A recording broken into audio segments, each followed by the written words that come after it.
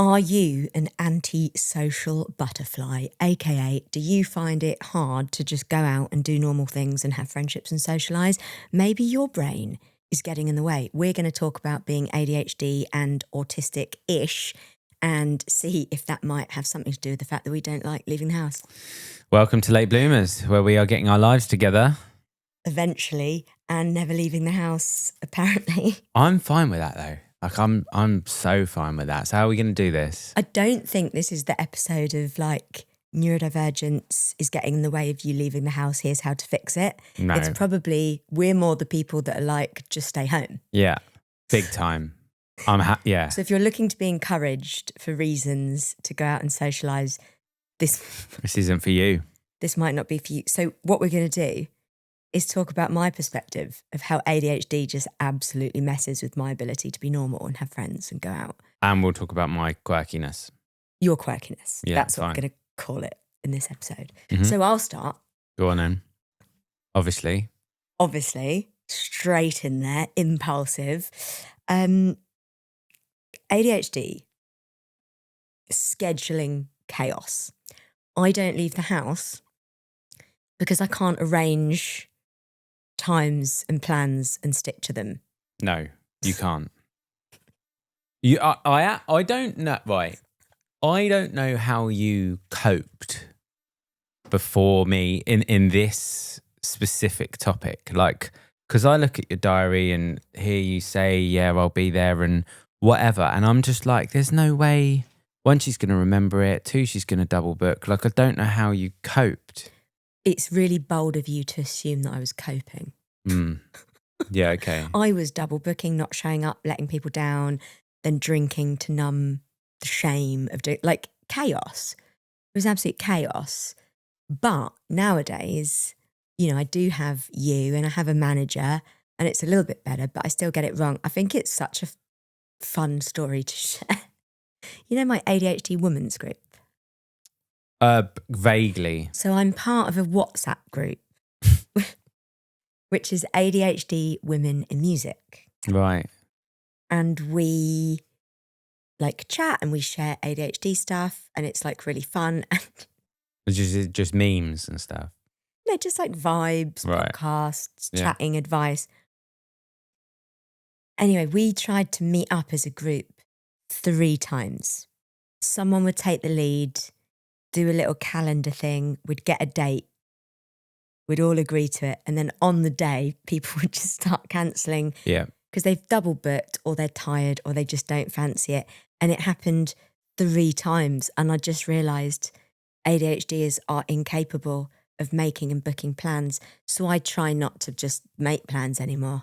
I would imagine as well, like when the first person cancelled, there was like just a flood of cancellations. Just waiting for that green light. When someone cancels, it gives you the permission to guilt-free cancel. My favourite thing is when somebody cancels. Yeah.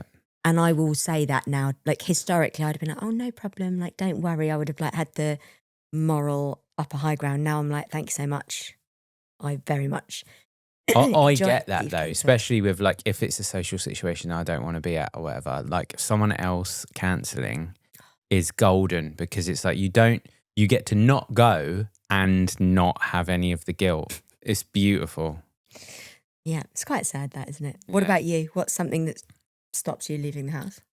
Well, mine's really sad. I just don't like going out. Like I'd rather be at home. So it's not something that I struggle with. Like it's not something that I'm like, I wish I could go out more and be more comfortable socialising. No, I'd rather be in the garden by myself with the dog, watching a bit of telly, maybe playing COD, so like virtually speaking to someone. I just don't like peopling or humanity. You are the true definition of an antisocial butterfly. You used to be really social. When I was drunk, like who's not? That's true. I reckon so many neurodivergent people have used alcohol to mask social anxiety or just not really liking people. So they just get drunk and then everything's fun. Yeah. But when you take away the alcohol, you are kind of faced with all the reasons. But if you could dig into it, so you're like, you don't really like going out, you prefer staying in, Like, why is that? Because there's a sort of narrative in life that we're meant to go out and have fun and celebrate birthdays. I can be really firm with this. So unless it's something that I want to do or that's going to add value or I'm going to enjoy, like going watching a music act that I really like Green Day or someone like that, like I'd be like, yeah, I'm there. Or going to watch the newest Marvel movie, I'm like, yeah, I want to watch that movie. Like the thing is though, I could do that. Nobody else needs to be there that I know because I'm not interested in that. I'm interested in what I'm going to do. So like just the thought of hanging with someone is like, what? Why? What's the point? Right, we need to get clear on our definition. Does being social mean you go out and do things? Or does it mean you go out and do things with people? Because you go to the cinema alone a lot. Yeah, but I don't think you can call that social. I don't speak to anyone. So social, it has to be with people. I think so, yeah. So when we're saying like social life, if you're going out alone to watch a gig or that doesn't count. No.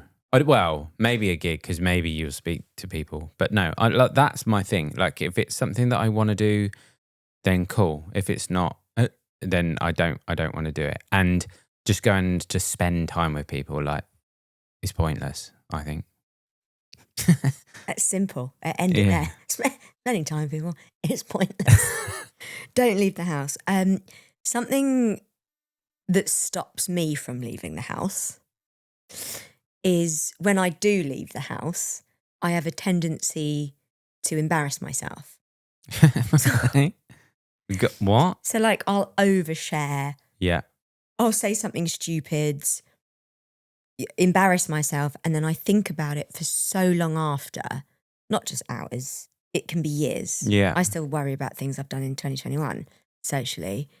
So it just makes it easier to not go out. Like, don't put me in a situation when I need to talk, because the sort of ADHD takes over and you're like, I need to fill the space. I need to say something. I've got a good idea. My brain's had a thought. I share it. Oh my God, verbal diarrhea.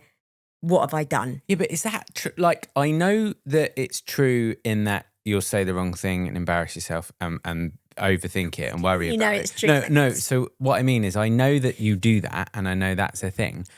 But is it true that you would, even before doing that, you would think, oh my God, I'm going out, I'm probably going to embarrass myself? Like, is that something that you actively think about, like, before you've even embarrassed yourself? I think it gets to a point when you've done it so many times that, yeah, it is part of the thought process. Like, do I want to have a conversation with someone I don't know or a group of people? Am I going to say the wrong thing? Probably. Oh, right, as you weren't. You like meant to encourage me. Well, look, when have you ever known me say the wrong thing? You have put me on the spot. I don't know. If I thought about it, I would be able to answer. I remember that. one time when this was like one of the worst. Like, it happens all the time, but this was one of the worst recently. Was when I went to do like a speech. I was invited to go and like give a music speech. Oh, I wasn't there. No. And I was on a panel and it was about songwriting and I was like doing quite well. And then they got a really big hit songwriter on the phone. Yeah. Come on, speed up. I'm on stage in front of hundreds of people. Like, it's very professional. It's like run by PRS, like this music board. I'd been invited by a big publisher that wanted to work with me. So I was like on best behaviour. So I'd done really well, done the thing. We were right at the end. And they got this huge songwriter who's written like mega hits on the phone. Yeah. And basically they asked panellists if they had any questions. So people were asking stuff like, what's your best songwriting advice? And like, how do you come up with a title and all this stuff? And I went, how much money did you earn from the hits? Well, I would want to know that though. Yeah, but it came out. I thought I was joking. The room went silent. He, on the phone on speaker, was like, I don't think that's an appropriate question to ask. I won't be answering. Brutal. I went bright red. And I just was like, swallow me up now. And like, I haven't stopped thinking about it. This was years ago. So that's why I don't leave the house. You do something else. I need to. So mine's sort of linked to why I don't like the idea of just hanging with someone and why it's irrelevant. So small talk, right? So it's the same series of questions you ask people. How are you doing? How's it going? What's going on at home? Oh, isn't it well hot at the moment? Yeah, no shit. Everyone's really hot. Like, what is the point of that? Like, I hate it, and you can't avoid it. I don't think you can be social without a bit of small talk. Maybe with some people you can. The thing is, as well, though, like I'm questioning myself, right? So I know that I don't like small talk. Like even on the calls that we go on, like there's in the meetings and stuff with our manager or the people that build the app and stuff, and I'm like, after 5 seconds, I'm like, right, let's get to business, shall we? Like before the whole, how was your weekend? You will allow, blah, blah, blah. You'll allow a few minutes and then you're just like, right, I'm done now. It's a very strange sort of routine that neurotypical people do. I agree. It feels like so, like I actually am fully in like some of these we don't share, but this one I feel like we do share. Well, I've not finished yet. Yeah, go on. Because although I don't like small talk, I couldn't comfortably sit here and say, I want to talk about real stuff as well. So I think it's more just talking that I don't like. I market it as small talk, but if I like met someone and they were like, oh, this thing's happening, it was really serious, I'm like, God, I don't care. Like, I don't mean like that unkind. If someone was unwell or they had health concerns, of course I would listen and I would validate and all that sort of stuff. But like just telling me something like. So you don't like small talk or big talk? You don't like talking at all? Yeah, I don't like talk. You like silence? Yeah. That's where we're different. I don't like small talk. Freaks me out. Don't know what to say. Feels pointless. Big talk, I'm like in there like a rat up a drain pipe. Oh, yeah. I love it. Therapy, childhood trauma, purpose in life, special interests. But I do like talking. So like to my point, if I'm going to play golf or I'm going to watch a movie at the cinema or I'm going to watch a music thing and I'm with someone, I would like talking about that. I would like talking about the golf on the day, or I would like talking about the film that we watch, like that. So like the specific subject that's going on at that very moment. Because that's why I'm there. But if it strays out of that, yeah, just... No. You're funny though. You will just go silent now. Yeah, I don't. Don't talk. I love you. Like I'm not laughing at you. Oh, you can laugh at me. I'm laughing at just the memory I'm having. We recently went to my friend's birthday party. Yeah. Sean. Yeah. What did I do there then? No, you were lovely. You were so lovely. And I was surprised that you said you were going to come with me because it was in Soho. It was in a really busy bar. Yeah. And I invited you. Yeah. And you'd normally say no. And you said, yeah, I'll come to Sean's birthday. I couldn't believe it. Well, I've never met them and I know that they're important to you. So. Oh, thank you. I've worked with them for 5 years. They songwrite. They songwrite and produce everything with me. So we go to Soho. We turn up early. And that bit was really fun. We were hanging with Sean and his sister. We were like chatting. Yeah. But then my sort of memory, my visual memory of the next hour is just you sat in the corner. Everyone else stood up chatting. You just sat in the corner with your little Diet Coke. That's exactly what happened. And I kept checking in, Bubby, you okay? Yeah. I was fine though. It's not like I don't sit there and sulk or mope or like I'm just going to sit here. I don't know any of these people. I'll never see any of them again. I'm not interested in what they do for a living. Sorry, so by the way. These are my friends, so just in case any are checking out the pod. No, but it's nothing against them. This is about me. Yeah. I don't care. Like, I wish you well, but I'll never speak to you again. But what if you could have made a friend by having... I don't want a friend. Having friends is difficult for me. Like, the friends that I have to have need to do all the heavy lifting, right? So think about Matt, who I play golf with. He has to find the course, find the date, sort it all out, book it. I turn up, play golf, love it. Like, I can't handle the level of responsibility that comes with friendship. I'm certainly not looking for it in a bar in Soho. That's true. Matt was a bit of a find, wasn't he? Yeah. I feel like the fact that you were sat there in silence is a perfect time for me to take a little short break, if you don't mind. No problem. I don't think we could have a better sponsor for this podcast than the amazing Loop earplugs, because we actually use them and wear them. Recently, we went to a music festival because I was performing, and you struggle a bit at music festivals. Big time, all the people, the noise. Yeah, hugely struggle. And it's like rock and metal music, so it's loud. So I had my trusted Loop earplugs, the Experience range, which are basically made for festivals. You used those, and how did you find it? It was dreamy. It like I could still hear, but it dumbed it down enough that I was so comfortable. I thought it was fine, and I took them out at one point. I was like, nope, they're going back in. Yeah. So that's it. You can go to a music festival with Loop earplugs Experience. They also have the quiet range for taking naps and studying, and they also have the engage range. If you do want to hear what people are saying in a conversation, that's not for you. No. You can actually get 20% off via our own website with Loop. The link will be in the show notes, and it will also be in the link in bio. Can't recommend them enough, and we really hope that you enjoy them. Another reason I don't leave the house: double booking doom. Yeah. Oh. I mean, that's a thing now. Even though you don't even control your calendar, you'll book things in. They won't go in there. You won't tell anyone until the day, and then you'll need to be in two places at once. I just can't figure it out, and it causes me so much stress.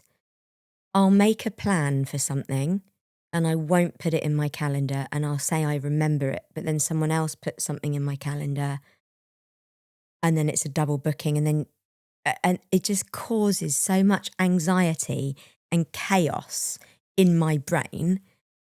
And I've got to be really honest, right? Sometimes I've double booked by mistake. I've got a date wrong. I haven't put something in the calendar. And like, that's awful. You know, when you get that text on the day, like, hiya, are you there? Are you coming? Yeah. And you're like, oh my God, where am I supposed to be? And I used to do that all the time. I'd miss doctor's appointment. I'd miss going out to see friends. I'd miss really important things. I've missed weddings in my past when I was younger. I'm a bit better now, because if it's something like really serious, I will run it by you. But there's another thing I do that is so embarrassing to admit, but I am going to admit it. It's when I double book something and I'm aware. Yeah. And thinking you'll sort it out later. Yeah. And then and just I'm like, don't. I need to tell Rich I can't do that thing on that day because I've booked in a studio day. And for some reason, I delay it. I feel like in the short term, I'm like managing it, and actually I'm just avoiding what I think is a difficult convo, even though it's not a difficult convo, to say, sorry, Bubby, I've double booked. I'm actually doing this thing. And then sometimes it then causes a chaos on the day. Often. So it's like so frustrating. And I really am trying to work on it. I talk about this particular part of my personality in therapy, like why I struggle with calendars and just like being really upfront if I've made a mistake. I think it's because I'm so ashamed. You get a sense that you've done something wrong as well, so you don't want to like fess up to it, or you find it difficult. Oh, it's like a RSD thing. Yeah. Oh my God, if I say I can no longer do dinner or go to cinema that night, I'm going to be in trouble, which is so silly. As an adult, you can't be in trouble with another adult. Sounds logical. My body doesn't listen to that anymore. So I think sometimes, because of the double booking doom, I do zero bookings. Because if I don't book in anything, if I've got an empty calendar, I can't mess it up. And that's quite sad, because actually I do like going for coffee with friends, and I do sometimes like going to gigs. I am a bit more socially inclined than you. Yeah. Even though it would take me 3 business days to recover from said social activity. But I end up just like procrastinating on booking plans because I don't want to mess them up and fumble the bag. And that is... I'm sure people will be able to relate to that. actually. What, double booking do? Yeah. I hope so, because it makes me feel a bit rubbish. Yeah. How could people resolve that? How could you resolve? You can't. Like I'm not going to sit here and go be more organised, because that is the answer, but you can't do it. It would be like 100% using and trusting your calendar and checking it. But I don't trust past me to have entered the calendar correctly, so I don't trust what's in there. So it's anyway. Over to you. Social battery, it just dies, and I don't get warning for it. So if I'm, I will be with a group of people, maybe start enjoying it. So if it's close friends or family, and then after about half an hour, maybe I've got an hour in me, it's like someone presses the off switch. I'm like, no, thank you. I don't want to talk anymore. I remember this was pre-ADHD, pre any autistic conversations with you. We didn't know anything about neurodivergence. Yeah. Other than Sia being diagnosed autistic. We were at a family barbecue. Yeah. We'd just got together. And I remember being there. I was trying to make a really good impression. They were meeting me for the first time. Yeah. So I was kind of chatting, being nice to everyone, being really polite. And you seemed to be having a really good time. It was with your brother. It was nice to see him and that, yeah. Your sister-in-law, the kids. And then out of nowhere, you just went, I've had enough now. It's time to leave. Yeah. And I was like, oh my God, no. I'm trying to make a good impression. And you're like stopping it. I couldn't understand. Well, I just wanted to go. Yeah. I was done. But that was actually my last one, but we'll merge them into two. But they just accepted that even without any neurodivergence angle or acceptance or education or awareness, that's just like, oh, no problem, thanks for coming. Yeah. Like they were so lovely about it. That sort of have to be, because that's what is exactly what I'm like. And I don't mean to cause offence. I mean, when you say it like that, it does sound quite offensive, but that's my reality. I'm like, I'm done now. See you later. When you say your battery just turns off, is it 1 minute you're happily engaged in convo and then you're just like hating it? Like, is it that quick? I don't let myself get to the point that I hate it. I hate it because I feel like I want to go. I've had enough. I'm starting to get tired. And then I'll think, oh, this is what I want to go and do at home instead of being here. So I'll just announce, like, I haven't got a problem with being the first to go. Well, I'm always the first to go. You're always the first to go. Yeah. It's quite a nice reputation to have, though, because then you don't have to. And think of the good that I'm doing. I'm making it easier for other people to go. So like the person for me that cancels the ADHD women's meetup.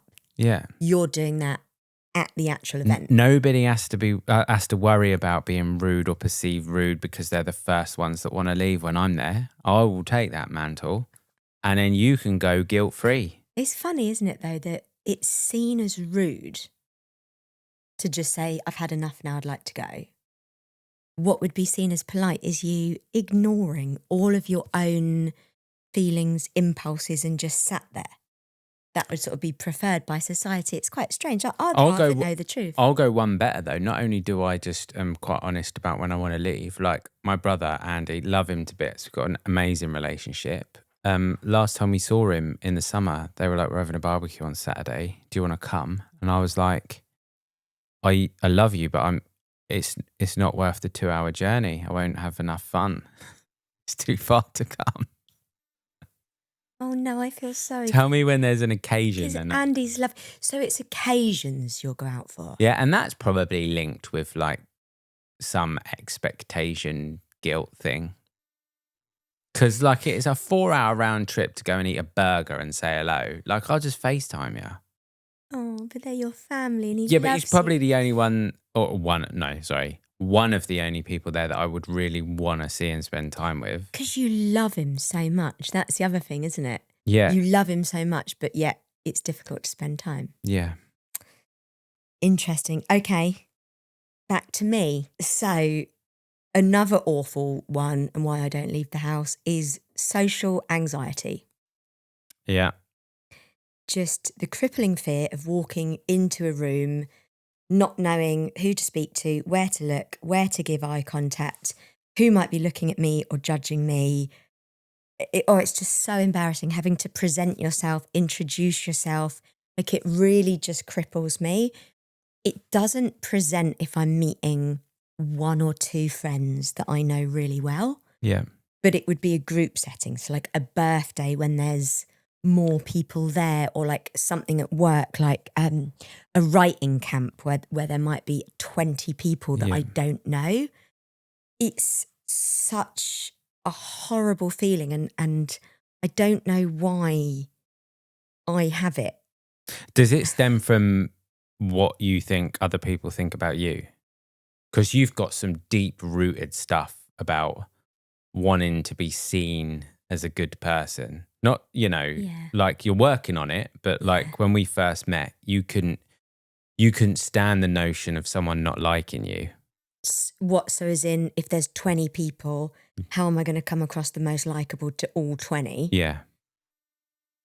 Yeah, maybe. I'm trying to think of an example. Like, oh, I've got an example. Oh. This was so bad, Bubby, because I actually made myself sick, like physically sick. I was invited, some people might not know, but I was a songwriter for many years.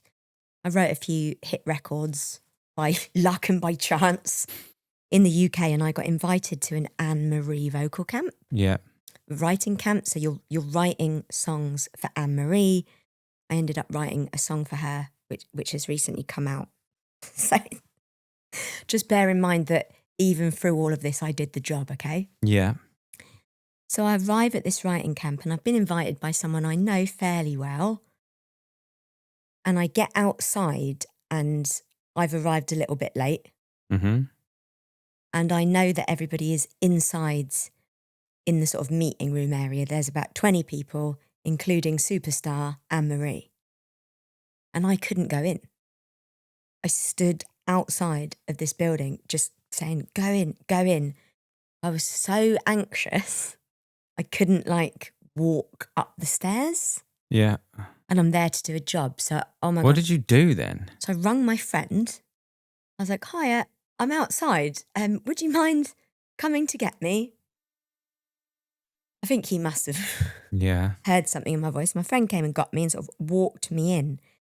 But then I walked in, and it was like having a panic attack. I just saw all these people, all these eyes, tried to wave, and I'm like, oh my God, you look really weird. And then that makes you look even more weird. So I just went and sat down like this, quiet. I was like, try not to make a fool of yourself. But when that's going on in your head, you are making a fool of yourself. Anne-Marie's over there. Guess who she comes and sits next to? Me. Anne-Marie comes and sits next to me. And I'm like, hiya. I turned into like a robot. I couldn't even look her in the eyes. And you weren't mentally well at this point, though. I remember, because there was a few writing camps, and then we went on holiday, which is where you were crying every day because of burnout. I had a burnout. So trying to socialise too much when you're not meant to leads to burnout. Anyway, ended up forcing myself through it, masking not very well, in a writing room, writing a song. She comes in, oh, I like this song. She starts writing with me. She sat next to me on the sofa.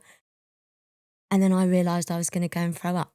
I was like, sorry, Anne-Marie. Ran to the toilet, threw up from anxiety, came back, finished the song, left the next day, came home, just so upset. Yeah. And then she released a song called Knock Knock. Oh. That's the story of that. So social anxiety, another reason why I don't leave the house. Okay, over to you. My last is the Irish goodbye. What's that?